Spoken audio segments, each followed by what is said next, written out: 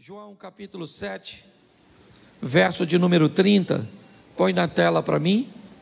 João 7, 30. Procuravam, pois, prendê-lo, mas ninguém lançou mão dele, porque ainda não era chegada a sua hora. Feche os seus olhos.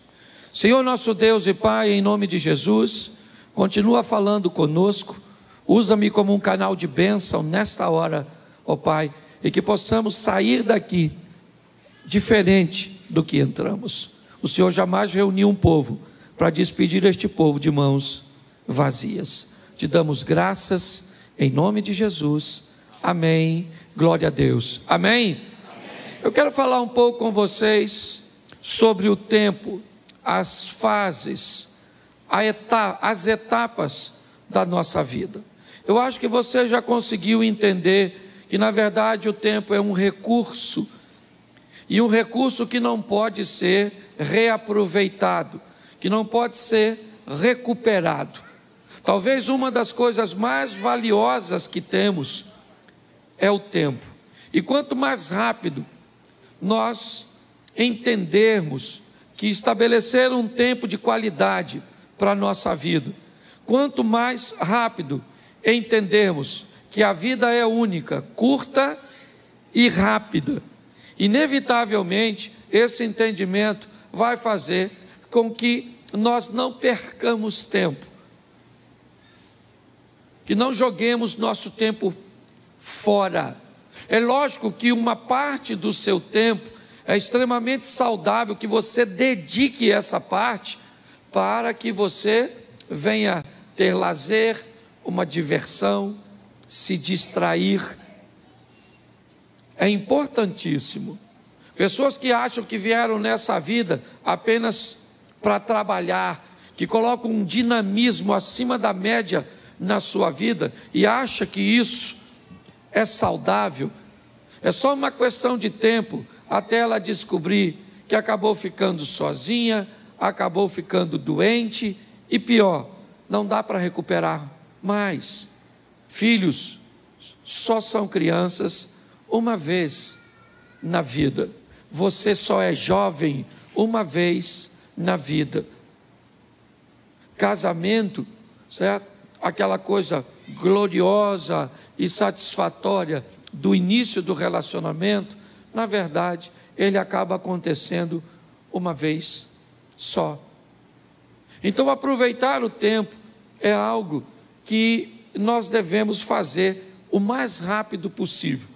Nós estamos vendo um texto que diz que tentaram prender Jesus, mas ninguém conseguiu prendê-lo, simplesmente porque não era o tempo dele ser preso. Quando nós olhamos para tempo, é importante entender que Deus é atemporal. Deus vive na eternidade.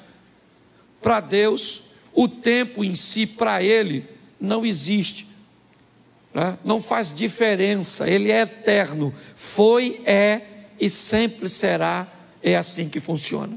Mas para nós, não. Nós temos aí, né? Normalmente havia de regra 9 meses para nascer, de 1 ano a 2 anos para andar, de 10 a 12 normalmente para descobrir que os adultos, nossos pais, não são super pessoas. Nós temos aí basicamente 30 anos para amadurecer. Algumas pessoas dizem, profissionais da área de psicologia, que o indivíduo que não amadurece até os 30, ele pode ficar esperto, mas vai ser bobo.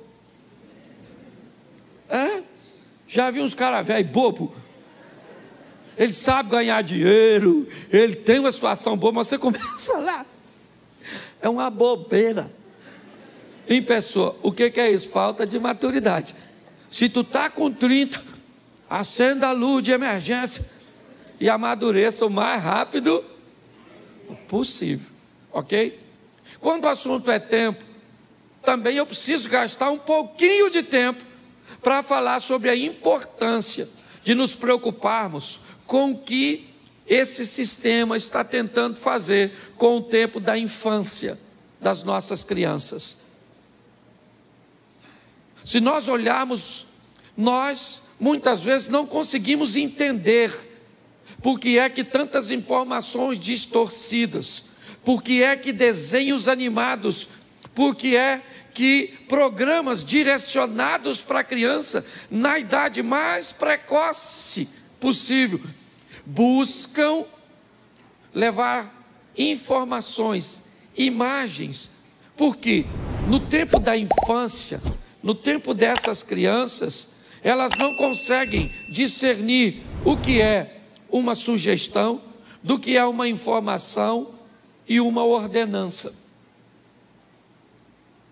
Por que é que estão investindo? Nosso sistema de ensino brasileiro tem um material didático tão ruim. Por que é que desde que o mundo é mundo, pelo menos que eu lembro, no Brasil, a maioria de nós não fomos para a escola para aprender sobre sexo, se eu era menino, como fazia, se fazia, com quem fazia.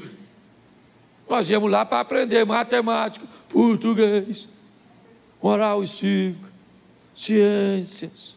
Lembra disso? E por que que hoje? O que aconteceu com esse tempo que nós estamos?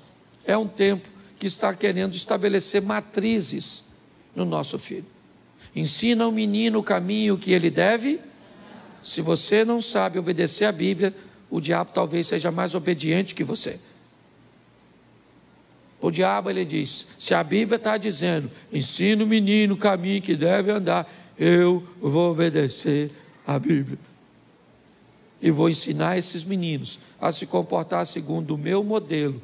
E quando eles chegarem em casa, vão conflitar com esses pais que não têm tempo de estabelecer matrizes. E quando tentarem desfazer as matrizes que o sistema de ensino, que na verdade tem nada a ver com educação, sistema de educação é em casa, a escola é o sistema de ensino. Então, quando nós olhamos para esse tempo de tanta imaturidade que busca atingir as nossas crianças, é melhor você acordar o mais rápido possível. Porém, eu aqui como pastor e aqueles que sobem aqui, o máximo que nós podemos fazer é levar a palavra de Deus até o seu ouvido. E Deus então leva do seu ouvido para o seu coração.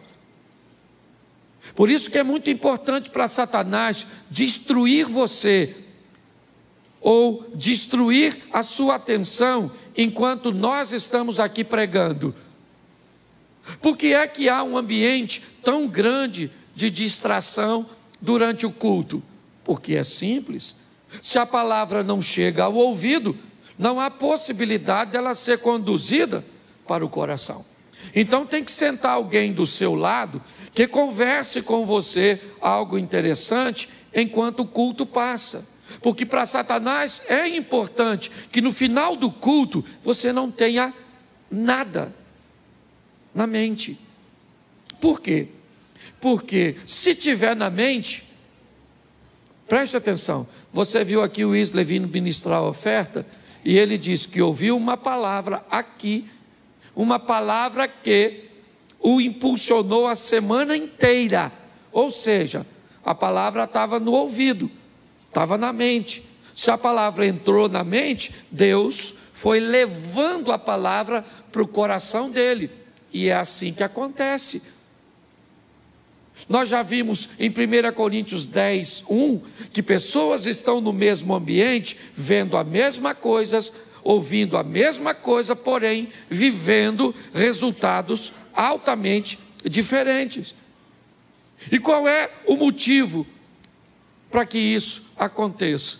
O nível de atenção e de comprometimento que essas pessoas tomaram após receber a palavra ou a ferramenta. Quando nós olhamos para isso, talvez nós consigamos entender por que algumas pessoas têm problemas com lidar com os tempos. E eu separei algumas coisas aqui, de uma palavra que mexeu muito o meu coração, eu quero compartilhar com você. O primeiro tempo que eu quero falar com você é o tempo dos outros. Aquele tempo que não é seu, mas você gostaria que fosse. O Salmo 73, ele ilustra isso de uma forma belíssima. Põe para mim, Salmo 73, aqui. Isso. Vamos lá. Verdadeiramente bom é Deus para com Israel, para com os limpos de coração. Preste atenção agora. Quanto a mim, meus pés quase se desviaram. Faltou, ou pouco faltou, para que escorregassem os meus passos. Por quê? Pois eu tinha inveja dos soberbos, ao ver a prosperidade dos ímpios. Porque não há apertos na sua morte, mas firme está a sua força. Não se acham em trabalhos como outra gente, nem são afligidos como outros homens. Pelo que a soberba os cerca como um colar, vestem-se de violência como um adorno. Só aí, preste atenção, qual é o problema do salmista aqui? Me parece que esse é o salmo da comparação. Me parece que esse texto define a pessoa que olha para o tempo dos outros, para aquilo que está acontecendo na vida dos outros, e não consegue entender que o tempo dos outros não é o seu. Muitas pessoas se perdem canalizando tanta atenção para o que está acontecendo na casa do vizinho, na empresa do vizinho, na igreja do outro pastor, que esquece de canalizar suas forças para fazer as coisas acontecerem na sua própria vida. O salmista está dizendo que ele quase caiu, seus pés vacilaram, ele quase desviou. Quando? Quando ele começou a olhar o tempo dos outros. E o que estava acontecendo na vida dos outros era muito diferente do que estava acontecendo na vida dele. Aprenda uma coisa: em muitas fases da sua vida, o casamento de outras pessoas vão estar melhor que o seu. A situação financeira de outras pessoas vão estar melhor que a sua. A aparência dessa pessoa vai estar melhor que a sua. Você precisa ter maturidade para entender que o tempo dos outros não é o seu tempo. Pare de olhar o que está acontecendo na vida de seu vizinho. Trabalhe, ore, entenda que o seu tempo vai chegar. E não use a medida dos outros para estabelecer a sua. Até porque, eu vou ser franco para você, e aqui na igreja você sabe que eu abro meu coração direto. Eu prego em muitos lugares, e por onde eu passei, Abner, eu confesso a você, eu já tive vontade de morar, pelo menos, numas 40, 50 casas diferentes. Nos 40, 50 bairros diferentes. Chego na casa de um cara, pensa num casarão. Bonito, confortável, ampla, umas ruas amplas, bonito. Eu falo comigo: Cláudio, tu tinha que morar aqui. Até eu viajar para outra. Chego lá, eu falo: que apartamento é esse? Rapaz, um apartamento por andar, tudo na porta. Não podia morar aqui? Aí eu viajo de novo. Aí alguém me leva numa fazenda. Aí eu falei: Senhor, rapaz, eu tinha que morar aqui nessa fazenda. Aí eu viajo de novo, vou para uma casa de praia e me deixa lá hospedado. Falei: aqui que eu tinha que morar. Esse dia eu fui para um apartamento em Balneário Camboriú e botaram numa piscina de água quente que tinha uma cama que fazia massagem na gente dentro da piscina. Ali eu tive certeza que era ali. Uma cama que faz massagem em nós dentro d'água.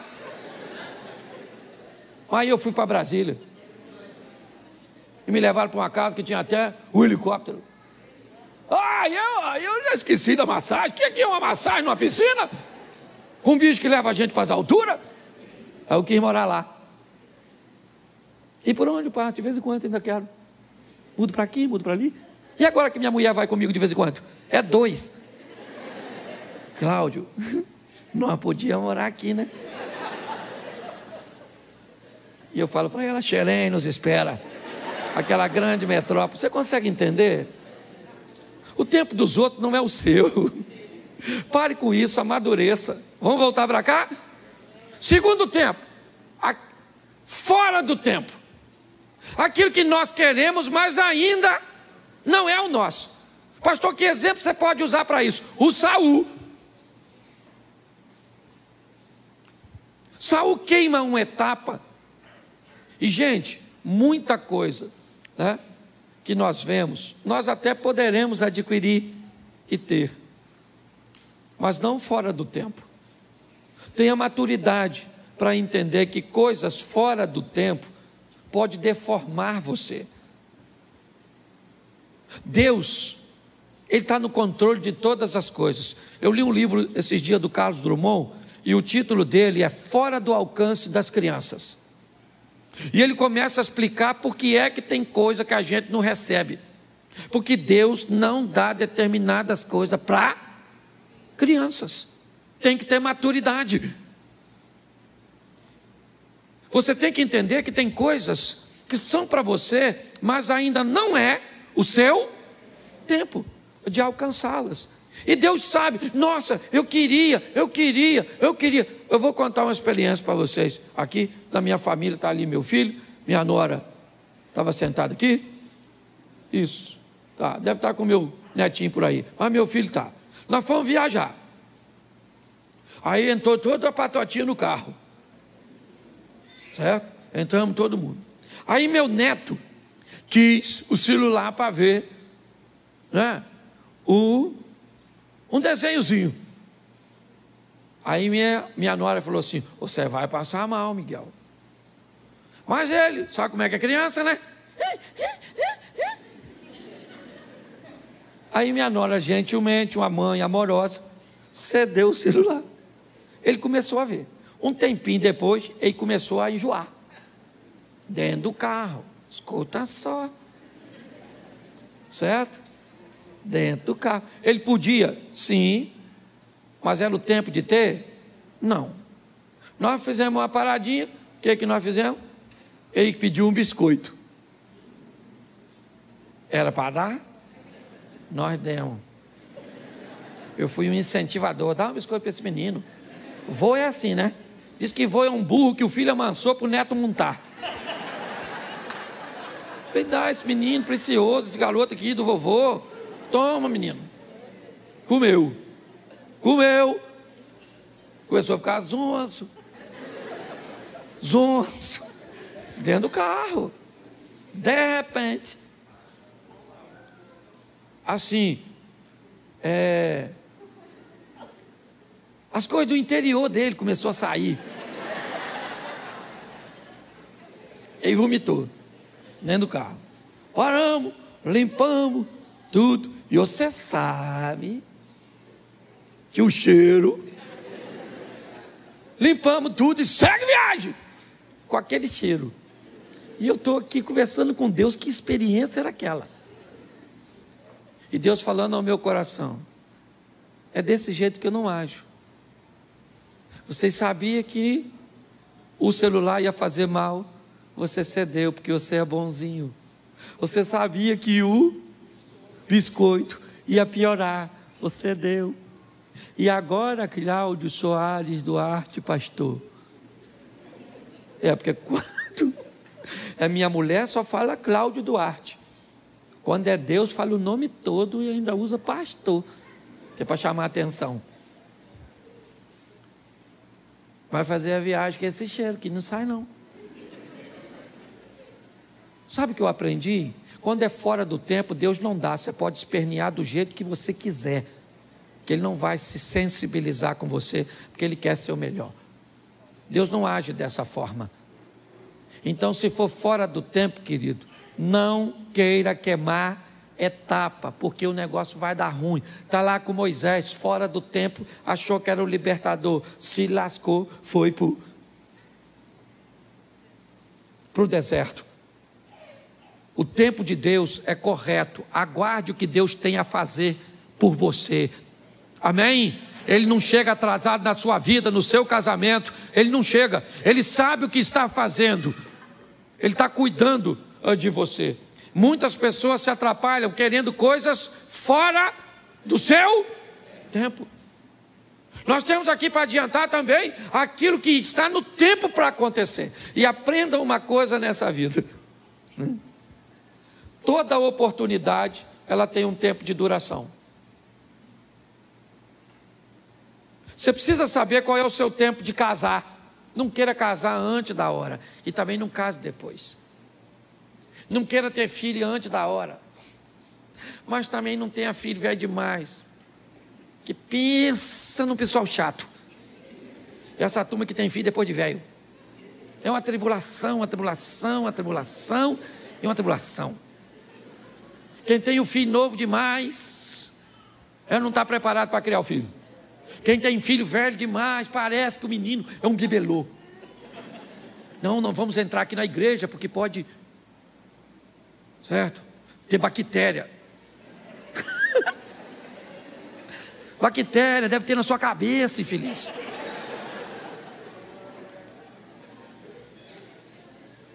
Você tem que descobrir qual é o seu tempo de casar. Você tem que descobrir qual é o seu tempo de agir em favor das suas finanças. É o seu tempo. Peça a Deus para te dar discernimento. Chegou a sua hora de viver.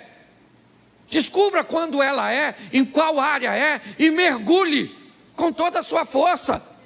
É assim que funciona. Em 1992, eu tive que fazer 2 mudanças drásticas na minha vida: casar. Acabei com a minha vida de solteiro. Troquei todas as mulheres solteiras do mundo por uma. Olha que troca ruim. Porque antes de casar eu podia ter qualquer uma solteira, sim ou não? Depois que casei, rejeitei todas as outras. E para Jane Mary, para ir com ela até que a morte o separe. E diga-se de passagem, está demorando. Para ela e para mim. A Abner que diga isso, ou não, a Jacira aí, ó. Quase 50 anos de casado. Você consegue entender isso? Está assim de gente que não investe tempo, sabe? Para ter um discernimento, às vezes numa consultoria, em alguém que tem experiência. Para que aprender com seus erros, se você pode aprender com os erros dos outros? Procure pessoas, a vida está fazendo aqui na igreja, aqui nessa igreja, você tem pessoas com tanta experiência, que pode dar noção de casamento, pode dar noção de ambiente corporativo, de quais são as profissões promissoras. Você está envolvida num ambiente, onde você pode receber informações extraordinárias, para ajudar a você agir no tempo correto. Mas você não aproveita isso. Você tem que descobrir seu tempo. Qual é o seu tempo? Jesus está no casamento de Caná. Maria fala para ele, eles não têm vinho. Jesus disse, ainda não é chegada a minha hora. Calma, eu sei o meu tempo. Nós precisamos amadurecer para entender isso. A menina tem 12 anos, eu já sou uma moça. Pai, posso namorar? Com 12, eu vou buscar o boneco da Barbie, o Ken. Você namora ele. Mas eu já sou uma mulher. Ô menina, vai assistir Chiquitito e não me perturba. Menino, 13 anos, acho que é um homem, não paga uma conta, qualquer coisa que vai fazer está cansado, não estuda direito, nada, aí vê uma menininha. Eu já estou no tempo de namorar. Eu acho que você está no tempo de eu castrar você, não é? Você sossegar esse fogo. Você está rindo, mas é sério. Você tem que entender o tempo da espiritualidade, o tempo de investir em leitura, em busca por Deus. É muito importante isso, gente. Descubra o seu tempo, as coisas que têm que acontecer, né, no seu tempo. Para alguns, esse tempo pode chegar um pouco mais cedo, para outros, um pouco mais tarde, para outros, chega no modelo mais fácil, para outros, no modelo mais difícil. Mas entenda isso. Eu vejo pessoas querendo viver o tempo dos outros, eu quero pessoas querendo viver coisas fora do tempo, antecipando e quebrando a cara, tomando decisões equivocadas, e pessoas que sequer são capazes de entender o seu próprio tempo. O próximo, o tempo de Deus, tem o seu tempo. Pastor, mas o meu tempo não é o tempo de Deus? Não era isso que você está falando? Não, o seu tempo é o tempo que você tem que aproveitar para estudar, é o tempo que você tem que aproveitar para investir em você. O tempo de Deus é aquilo que Deus quer fazer na sua vida, e é importante você entender isso. Quando é que Deus vai fazer?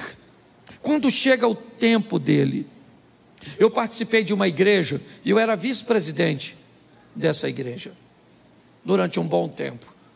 E muitas vezes eu vi pessoas querendo criar conflitos entre o pastor presidente e a mim, querendo que eu o confrontasse, criasse problemas, porque muitas pessoas, por algum motivo, afinidade ou outras coisas, ou por uma visão equivocada, viam uma liderança pastoral na minha vida.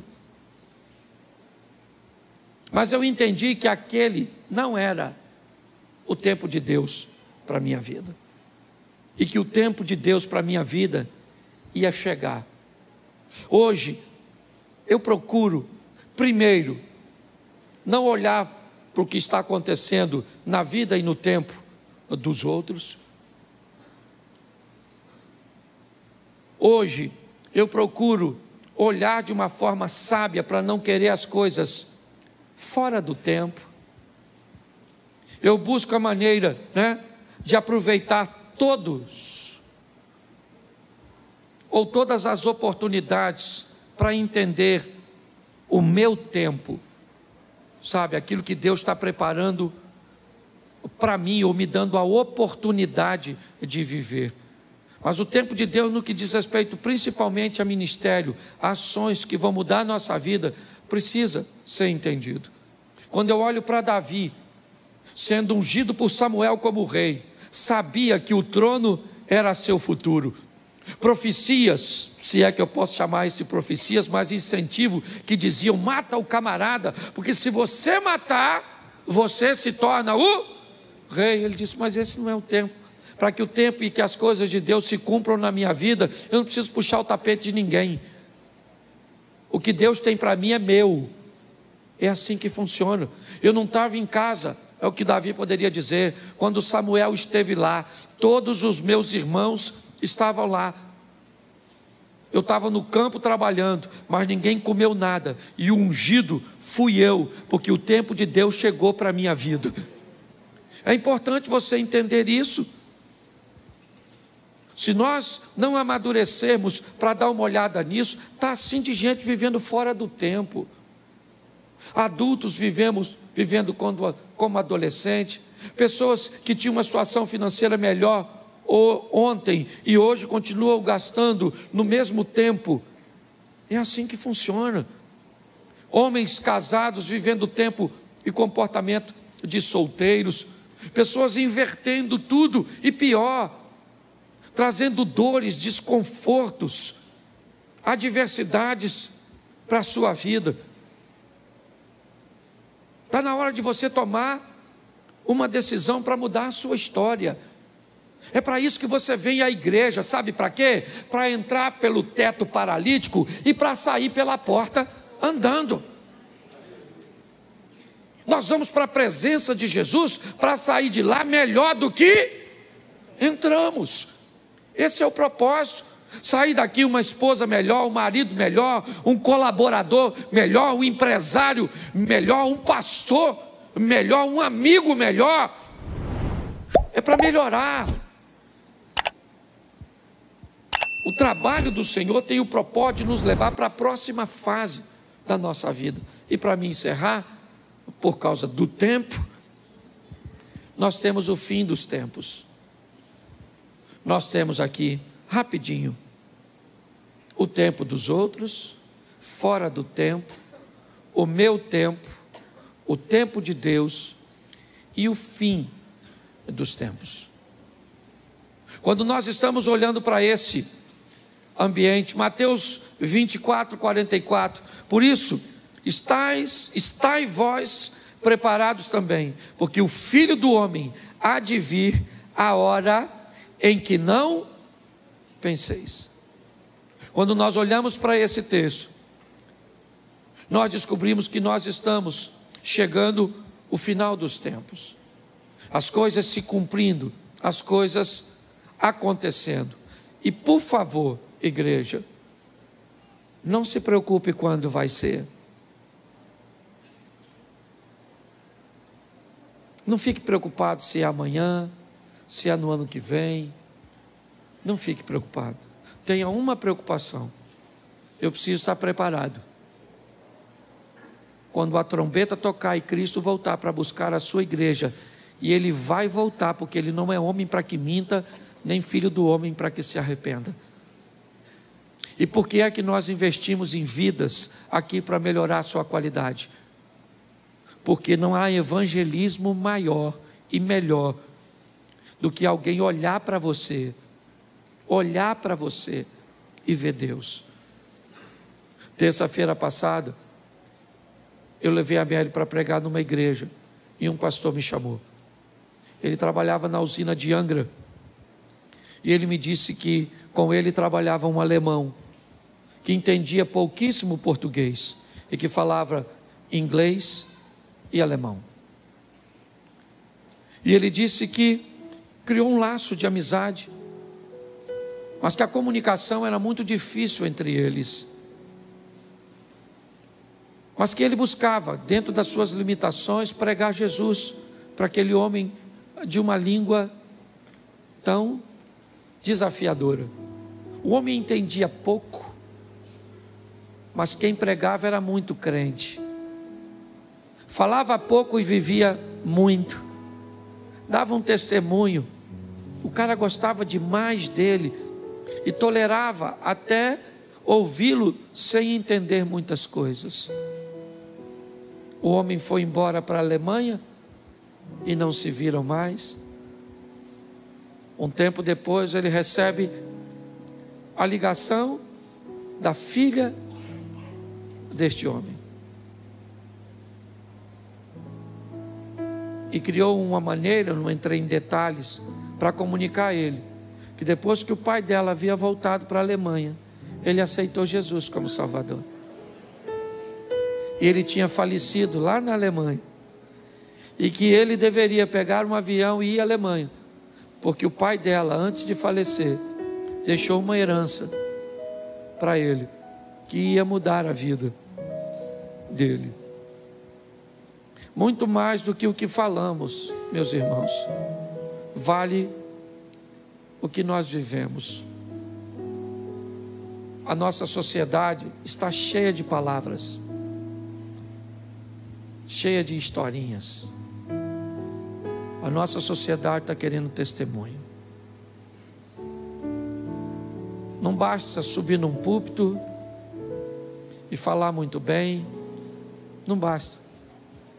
As pessoas querem conviver com a gente, para ver como a gente vive, como a gente trata as outras pessoas, como tratamos a nossa família.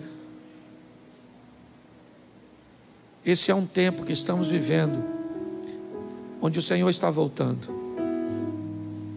E o Espírito do Senhor está sendo derramado sobre a igreja. Aproveite esse tempo, o tempo da graça, o tempo do favor de Deus. Eu não sei o que você tem vivido, não, mas por favor, melhore a sua ótica. Não dá para demorar para ser a melhor esposa, porque Jesus está voltando. Não dá para demorar para ser o melhor marido. Não dá para demorar para ser fiel. Não dá para demorar. Ele está voltando para buscar a sua igreja. O mundo está precisando disso. Se você acha que está desafiador agora, imagine esse período do ano que vem, o período das eleições. Deixa eu avisar a igreja de uma vez. Em julho do ano que vem, eu vou tirar um tempo para falar de política aqui na igreja. Em julho. Vou mostrar um pouco a igreja. Alguns já sabem, outros, eu não gosto de fazer isso, mas eu acho importante. E a partir de julho, nós não vamos mais falar de política na igreja até a eleição terminar.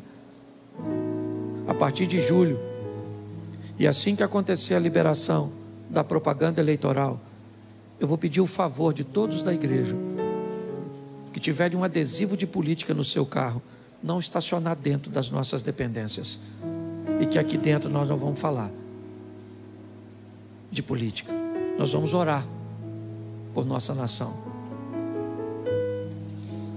porque nós estamos aí praticamente entrando numa guerra.